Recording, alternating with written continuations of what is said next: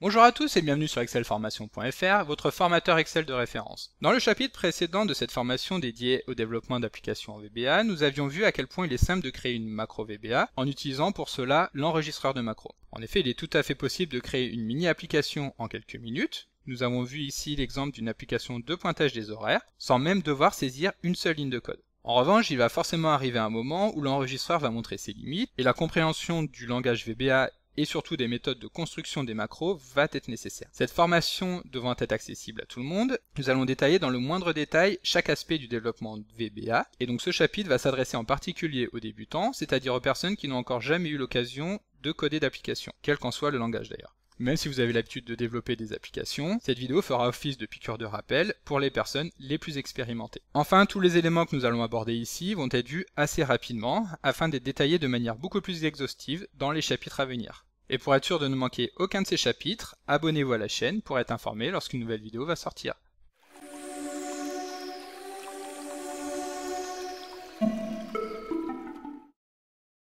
Comme d'habitude, le support de l'ensemble de cette formation est disponible dans la description de la vidéo. Donc pour commencer, nous allons revenir sur le code de la macro que nous avions créé automatiquement dans le chapitre précédent et qui consistait à créer un pointage automatique des entrées et sorties du personnel d'une entreprise. Donc pour rappel, pour lancer l'éditeur de macro VBA, nous cliquons sur le bouton Visual Basic qui se trouve dans l'onglet Développeur du ruban. Lorsque Visual Basic Editor, donc VBE, est lancé, pour retrouver le code enregistré par Excel, nous double-cliquons sur le module 3 depuis l'explorateur de projet qui se trouve sur la gauche de la fenêtre. Donc nous venons ici d'introduire la première notion de ce chapitre, il s'agit des modules. Pour faire simple et rapide, un module est une sorte de feuille de saisie dans laquelle nous allons venir taper notre code VBA.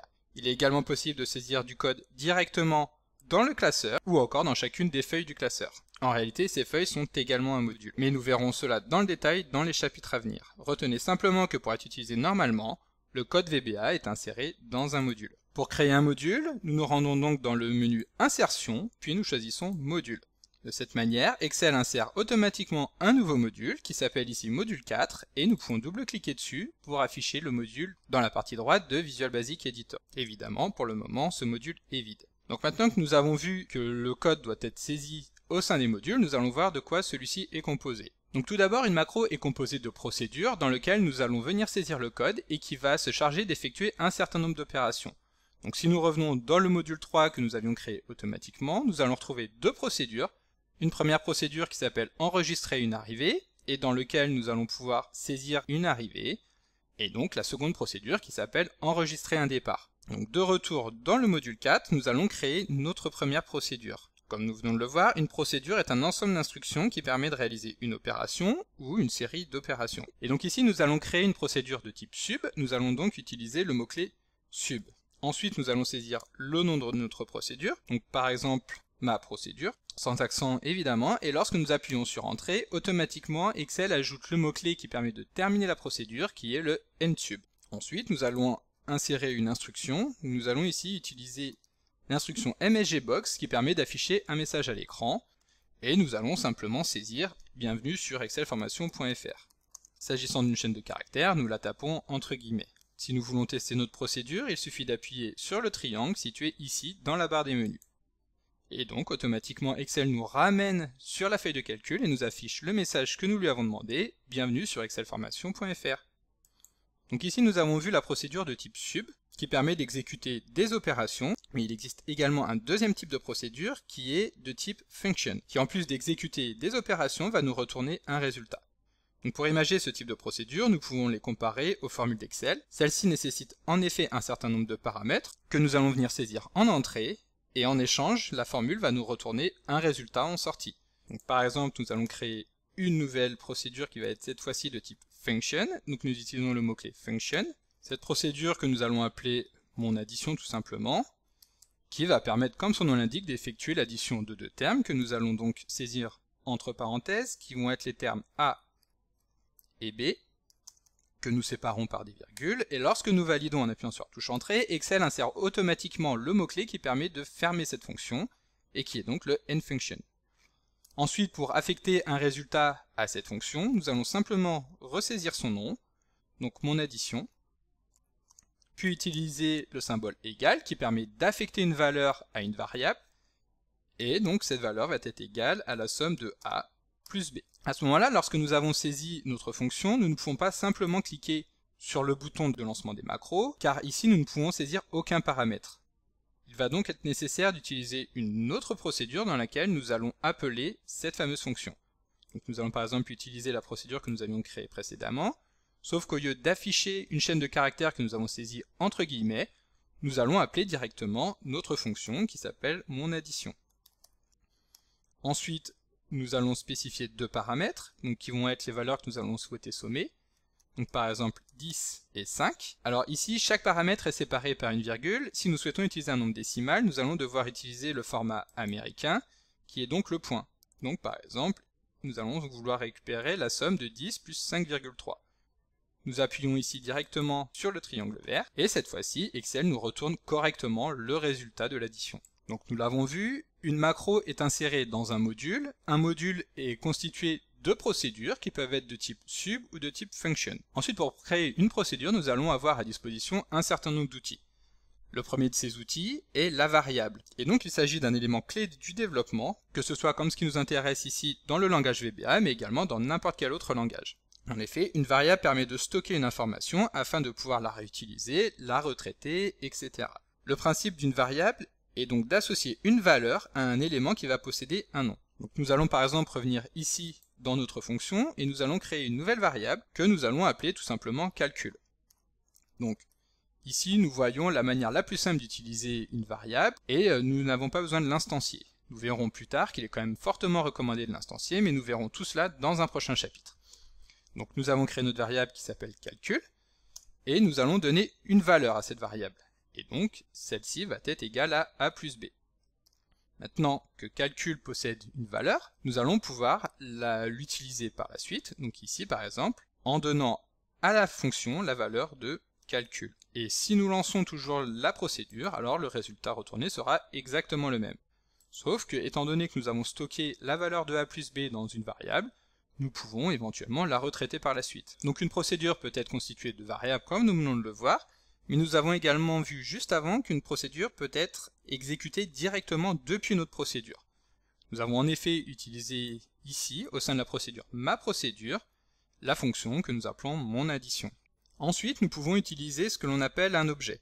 Un objet est en quelque sorte une super variable qui est elle-même composée de propriétés, donc c'est-à-dire des variables propres à cet objet, et des méthodes, c'est-à-dire des procédures qui permettent d'agir sur cet objet. Donc un objet peut également être composé de sous-objets. Si cela peut vous paraître compliqué, nous allons par exemple utiliser l'analogie de la voiture. Donc une voiture est en effet composée de propriétés. Cela va donc être des variables qui vont permettre de la définir, telles que sa couleur, sa marque, etc. Elle va également être constituée de méthodes. Donc une méthode est une action que l'on va faire sur la voiture. Donc démarrer le moteur, allumer le chauffage, activer les clignotants, etc. Mais également de sous-objets. Un des sous-objets d'une voiture, ça va être son moteur, ses roues, sa boîte de vitesse, etc. Sachant que chacun de ces sous-objets peut également posséder des propriétés, des instructions et des sous-objets qui lui sont propres. Ensuite, il faut savoir qu'en programmation, chacun de ces éléments est organisé de manière hiérarchique en étant séparé par un point. Donc si nous revenons sur l'exemple de la voiture, nous allons par exemple avoir ma voiture.couleur égale rouge. Ma voiture.monmoteur pour aller sur le sous-objet mon moteur, point démarrer pour lancer l'instruction de démarrer le moteur. Et donc dans le langage VBA, l'objet principal que nous allons manipuler est l'objet application. Et en particulier ses propres sous-objets qui permettent de manipuler par exemple le classeur grâce au sous-objet workbook, les feuilles de calcul, donc worksheet, les cellules et les plages de cellules grâce à l'objet range, les graphiques, les images, etc. Ensuite, dans une procédure, il va être nécessaire d'organiser le cheminement du code en traçant le déroulement de chacune des opérations. Cela peut consister par exemple à effectuer un test grâce à l'élément if. Donc si par exemple nous créons une nouvelle fonction dans laquelle nous allons vouloir récupérer la valeur maximale parmi deux valeurs qui vont être saisies en paramètres. Donc cette fonction nous allons l'appeler mon maximum et comme tout à l'heure, celle-ci va prendre deux paramètres a et b. Nous allons vouloir connaître quelle est la valeur maximale, nous allons simplement les comparer et pour cela nous allons utiliser un test if.